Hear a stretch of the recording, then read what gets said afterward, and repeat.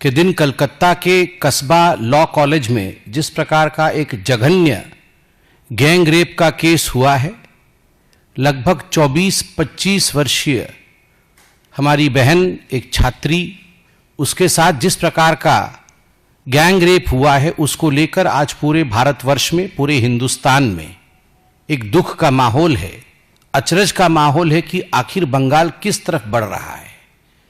रह रह के बंगाल से इस प्रकार की रेप की घटनाएं, चाहे वो आरजी कार का विषय हो, चाहे आज कस्बा लॉ कॉलेज का विषय हो, रह रह के उस प्रदेश से जहां एक महिला मुख्यमंत्री है, महिलाओं के प्रति संवेदनशीलता होनी चाहिए, वहां इस प्रकार की संवेदनहीनता, इस प्रकार की ब्रुटैलिटी आखिर क्यों है।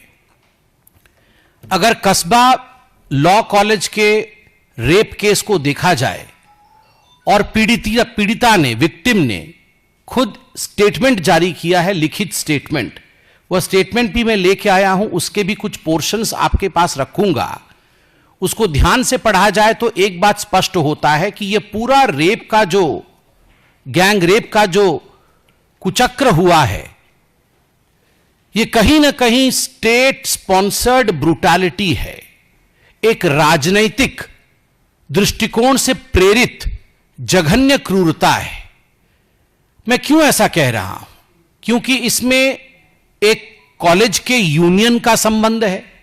जो मुख्य आरोपी है, जिसका नाम मनोजीत मिश्रा है, मनोजीत मिश्रा खुद ही जो टीएमसी की स्टूडेंट विंग होती है उसके सेक्रेटरी रहे हैं, वो पूर्व छात्र रहे हैं उस कॉलेज के, बाद में कॉन्ट्रैक्टरी भी करते हैं और लॉ की प्रैक्टिस भी करते हैं। वो खुद टीएमसी का सदस्य है। मैं वो फोटो भी दिखाऊंगा जहां वो टीएमसी के बड़े बड़े नेताओं के साथ बैठे हैं, खड़े हैं और समय गुजार रहे हैं। He is a member of TMC, Manojit Mishra, the main accused. उसके साथ जैब अहमद और प्रमीत मुखर्जी, जो बाकी दोनों हैं, वो उस लॉ कॉलेज के छात्र हैं। और इस पूरे घटना चक्र को बहुत ही विस्तार से समझाया है पीड़िता ने। उसने अपने चिट्ठी में लिखा है कि किस प्रकार 25 तारीख को शाम 7:30 बजे से लगभग 10:30 बजे तक मेरे साथ गैंगरेप हुआ। जो घटना चक्र है उसका जिक्र करते हुए मैं कुछ पोर्शंस पढ़ूंगा, आप उसमें से सोचिएगा कि कितना जघन्य था यह कांड।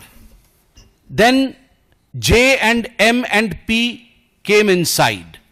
इसमें उन्होंने शॉर्ट फॉर्म यूज किया है। जो J है वो जैब के लिए है, जो M है वो मनोजीत के लिए है, और जो P है वो प्रमीत के लिए है। Then J called M and P to come inside. I asked help from them. I asked them to take me to Ruby General Hospital, but they were not helping me. Then I told them at least to bring an inhaler for me. M brought that. I took it and felt better. And I packed my things and went outside to escape and saw that they have locked the main gate and the guard was helpless and did not help.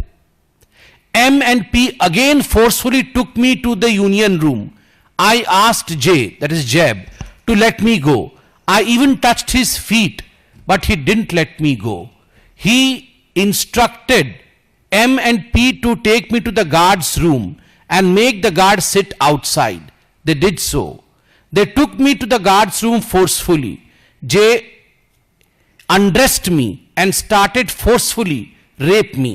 इसमें grammatical error है, rapping होना चाहिए, उन्होंने rape लिखा है, मगर भाव को समझने की आवश्यकता है। फोर्सफुली रेप मी, देन आई